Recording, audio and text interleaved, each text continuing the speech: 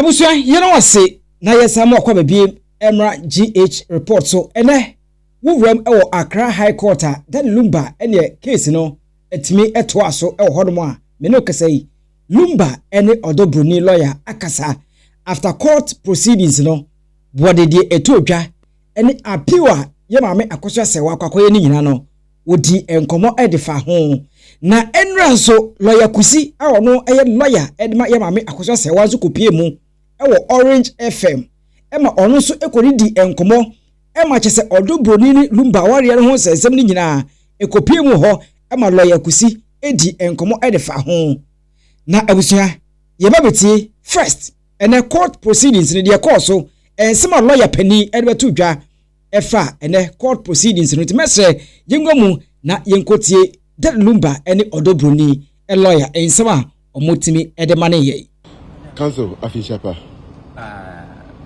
many happy returns. If you choose what you say, I feel covered. Because ene yo eye Accra High Court. Na dey the bar courts. Na dey Kusi. Okay, yeah, the yamiase. Do I need to do this in key? Okay, that's fine. Yeah, the yamiase. Wo afifofra what the enya about the room. Memo bibia afishia pa. Ma o viewers so afishia. Mina also. Yes. Lumba is semiana in the so yeba court. Okay. The last time I yeba court, mommy, if you are any of our pupu, any mom camp at the tabo eba Accra High Court, General Jurisdiction 5. Say, young far tabo to that the Lumba a year so. Na yen frɛ oya afi so of ya pokuso ene abusia panyin I think say sika na yedi Lumba yi no so na omodi omonsa so epese ede to so eka ho sa na yeba and the last sit na yeba ye no yetimi ene court no edi ababa ye ma court na di tumu ebi kwan ma say eyi no yenkoye nti saa process na see na akwasa asem ne bata probi anase go ni beka say injunction e na ye be hwe na asemu ni nyina no so ye den eda court nti ene na court e share say ye nyina ye mra akosi of ya popularis e ya we yeso ye ya we transition ene omo keka bank mu nyina so e ye awe na ne nwanwa say ene efia koku ne omu amode asane ba no biara ensi court sara so na omu lawyers so no omu biara ensi court ye twa mu na ye mpese be kasa ye nti omu asupa nti ye yatena ye bedu court ntemba 8:30 na ye 8 number 1 say yes ye bedu court be 8:30 ba ya kan ya amana for almost 11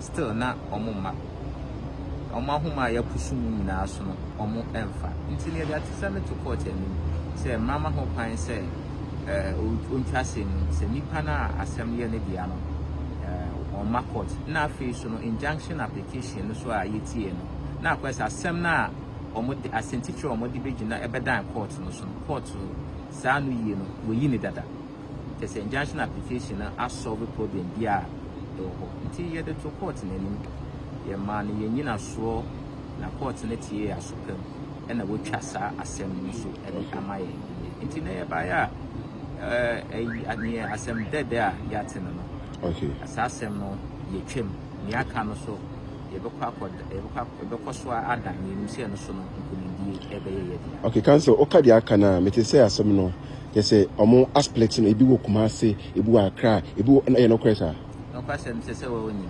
wodi echi Kumasi wodi echi Accra ene kira wo say nsem no ya piti mu nanso abreni na baby ye de be fa bia no ye bo mode say be ma ye ni ada ho na ye di echi na nyame adon so no ye ko na ye ko kan ya asem ye kire ye gina bia na ye kire se ne mra no esiti a dane enkunidi e de mai nti ene so aye enkunidi e na ye ni okay council enra echi ye meka se enra echi na eye say court e ko bi be mu say eye maami AKOSUA SERWAA akọ court to say or page that lumba japadie moye lawyers near fast a day expertise a better scenario going to mukakra. Tembiana Meka Central say asem no quarter ayana me pese meka asem say na eye Kusi nyakon ene kojina mu ewo kumase ebo but senate bia na asem still eda court so court ni tu share court no aka asem bi ewo me pese me boso senate bia mu ni my dear no me call me say Ghana for hu de o me call court na one one call just to clear the air. Lady kind no the minimum and say Mammy AKOSUA SERWAA and I'm the lawyer so if I continue to say court no and more echi to me nanka Daddy LUMBA a Japadie a Nasi no munum or mum and I made or Munsa nanka or Munaneda. Now the question says say application in court yakase S party application a fee and a ye tro ne nyako. But until then, measure say we need ye every market. I mean, person pronounce it on it or say anything. But yes, I can't the full facts. And I send sending in Anna, send you 10 years and you will for the Casano. Okay, Councilor Darcy, all message we are all person will share with Ghana for audience for because Obejuma. Message you say. You can make that Ghana for any as a person say LUMBA and sense me. Yes, you are the home, Obia. Yes, you are the home, man, and any lawyers for any. In Parabon say, Aya, yen, Shakaya, you may, you know, Eddie, and Kuta. I assemble Abba and I can, and yet attend you. Obia or who can say or trade no argument.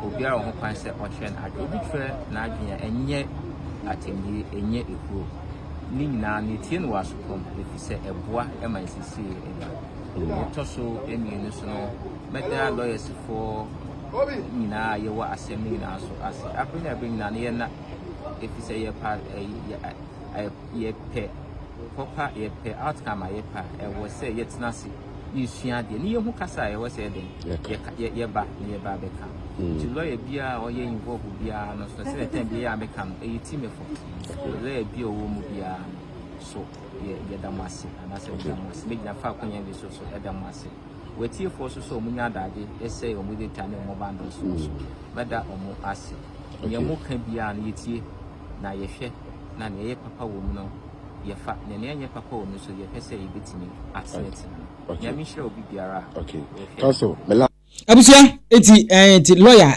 that LUMBA lawyer any ODO BRONII lawyer na o te say omo cheche ensemu e hodom no eti session of case na e court ni bi ho de a ene according to lawyer Nesmo kan no wo che say ebi ho a yetwam but case ndi dodo na ho a omo guso a omo agi na cases nkwa no ya chechechechem ebi e wo Kumase ebi e wo Accra nti ene court proceedings Accra High Court atenase no eno na odi bi esum ye na yemfa we ensoso na yenko say yemfa na say Mami AKOSUA SERWAA ejina asisia as a lawyer to the LUMBA and the family no afu to ben and ade be Mami AKOSUA SERWAA anything legal wife any mom back it Mami AKOSUA SERWAA as a lawyer no question me say the law profession and Mami ho pan say me too obi a owo ne lawyer dada okay what I say lawyer Kusi enemy oil or nene Mami AKOSUA SERWAA lawyer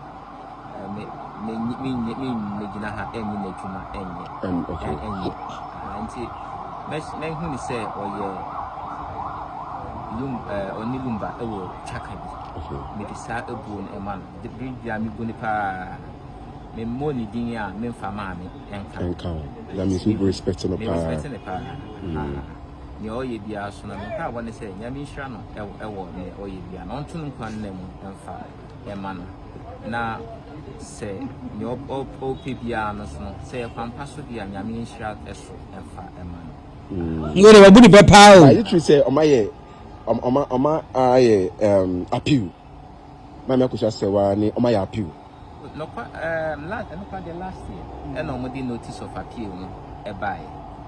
Almost file notice of appeal. No, almost then appeal. No, appeal. Now me say near mommy. In fact, like I say, adum ruling, and as adum judgment. Her ladyship, Kumasi, at the Mayan, almost your month. Almost to say, I think she be up above. Only I know Munina so. Now, so send a messia can, Mimi say a yadum, a bina so. I saw your mammy, AKOSUA SERWAA. Really, no so. Oh, okay. Yeah, you know, my dom so. A message. Oh, you are film. Oh, okay. Oh, who can send you free. Aha, but. Make a sabi and on my say appeal. On my say appeal. Appeal AKOSU and answer my drop it. Oh, AKOSU. Almost AKOSU. And she said on baby and the dear. Yeah, person or you kuna. On one a friends on one a year. Patron.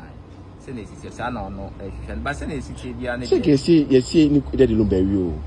So, only mammy, I can. That's it. You can only become one. Abusia eti uti lawyer afenu no mienu nyina ensem a omoka ye maame AKOSUA SERWAA is still fighting in court say obetimi aye legal wife na ankasa eti guso a ekoso ense de lawyer eka no enyense mebree ho a ekoso but nyeni nya na obetimi aye de aka and even with Kumasi judgment no correct eto odwa ema omoasa file appeal no to lawyer Kusi no. According to lawyer or chese adum bi na so omoso nti abusuya yempe contempt bi enti we de ento aso na yenkoti enra lawyer Kusi enso ekopie mu e Orange FM ekodi enkomo na ne nsem no sei enosifa ekae efa ye maame AKOSUA SERWAA ho. There was overwhelming evidence. In fact, the one who spoke, the witness of the second defendant, ODO BRONII, said that LUMBA himself told them that he had married AKOSUA SERWAA under the German marriage, but it has broken down beyond reconciliation. It's different from having been dissolved. You get the point. And the law, you see, probably people don't feel like I do because I'm a lawyer. The law says that.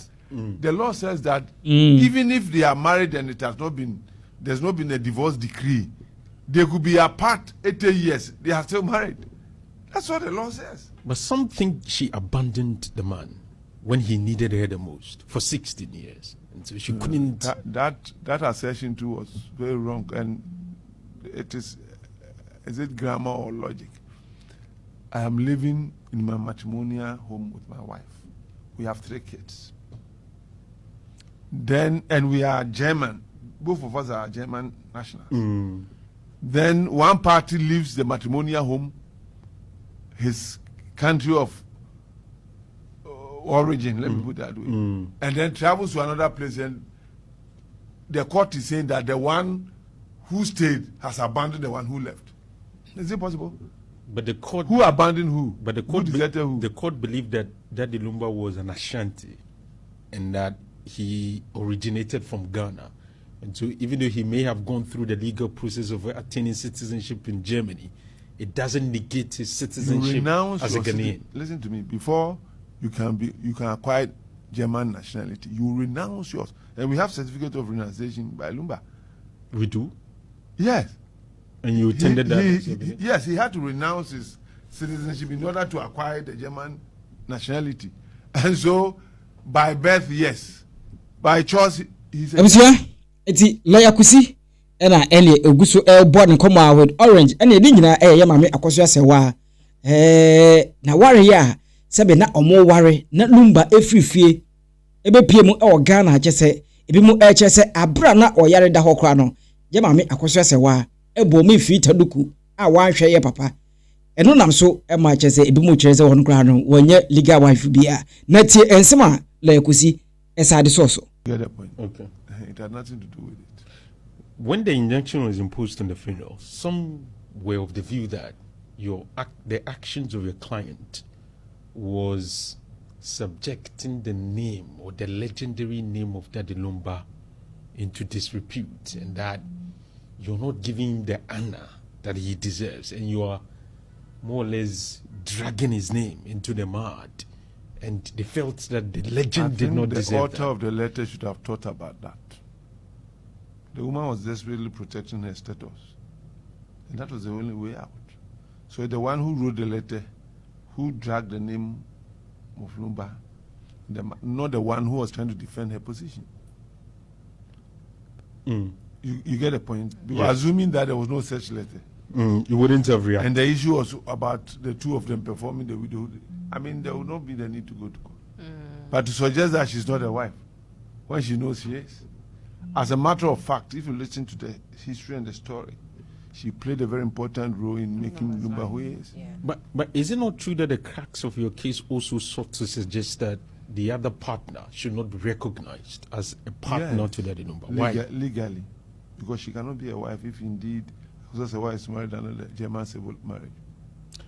But we also read the ruling that, and the judge said you couldn't prove with evidence that indeed she was That married is to the him. opinion of the judge. You get the disagree? point? Vehemently. Were you able to provide the evidence? More than. You see, I don't want to go to the merits now, but No, but that's the one that has already been dealt with. So yes, that's why yes, we are. but we are on appeal. Okay, I know. You see, and I have made this comment. A level of, let me be charitable, misunderstanding in the legal practice. Look, before you can comment on a judgment, you should get the proceedings. Because you give evidence in court, and out of the proceedings, the court then take a decision on the matter. A court who is interested in going this way can ignore all the evidence you let. Because some of the evidence was on the media, and look at the judgment when we were cross-examining the head of family. The court didn't consider that necessary. Even gave credence to the evidence of the Bushman, somebody who said he knew nothing. I wasn't there. I don't know. I wasn't there. He said he preferred that one to our evidence. So if you take time and read the proceedings, you would agree with me.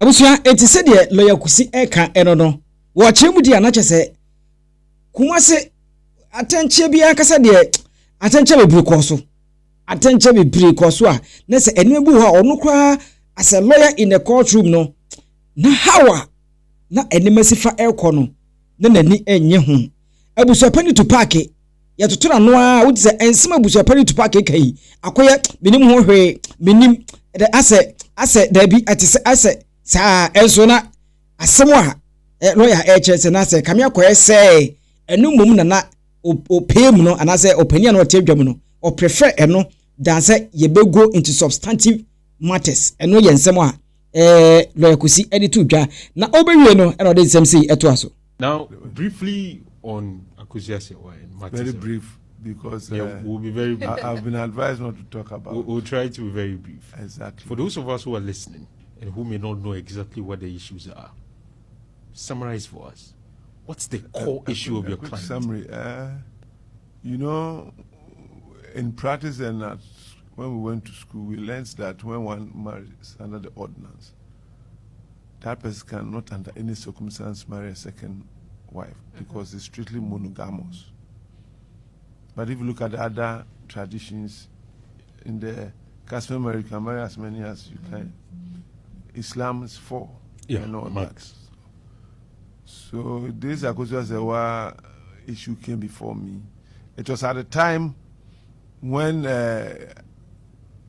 President had allegedly instructed a lawyer to write to AKOSUA SERWAA that she's a divorcee and that she would not be permitted to play any role if they even give her the opportunity to be a privilege. Exactly. And that... And you saw that letter? Yes. They tendered it in court. And so it was based on that. I advised that, okay, so the only way you can then assert your status as well is to go to court. So it's a straightforward matter. It is notoriously known that you were married to LUMBA under the German civil law. And that is strictly monogamous. So we embarked on the trial. This issue of injunction came up because you're referring to the injunction imposed on the funeral. Because whilst the matter was going, they were earnestly preparing to conduct the funeral. We thought that if that happens, it may affect the urgency of the case. So we sought an injunction. Otherwise, the suit had nothing to do with the funeral body of Lumba. Abusia, eti lawyer Kusi era desa ensebro ebeto yadim e honom no. Eti wan kasa no compare and contrast. Ensema lawyer Kusi e abegu abonten. Fighting for Yemame AKOSUA SERWAA. In other side no Lumba lawyer and ODO BRONII lawyer nso aba wonten abekasa e afa what ene esiye e wo court hodom a ene proceedings no etimi eto aso. Tebusia the boy is in your court. Obaswa no wetimi achewa dwene ha GH report.